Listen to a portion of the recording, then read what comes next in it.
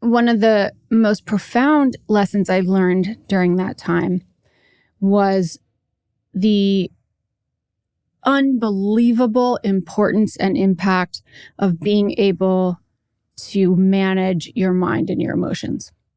For the first time in my life, when I got back on the mountain, I had this voice in my head that we all have, which this relentless inner critic, this voice that was just full of fear and doubt and was convinced that everybody was laughing at me, and it was extremely distracting.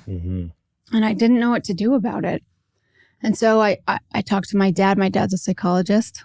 And there are many times growing up with a psychologist where you're like, why me? But then there are other times where, especially a psychologist as brilliant and realistic as my dad, he said, Molly, your problem is not the voice in your head. Your problem is that you're listening to it. You're giving it energy. You're believing that all of the thoughts are the truth. You're believing that the fear means you shouldn't do it. You're believing in, you're filling in the gaps. You're creating these stories. And so this was my first brush with learning mindfulness, which is this ability to sit above and observe the thoughts, observe the emotions, and then make a decision whether you want to get engaged with them.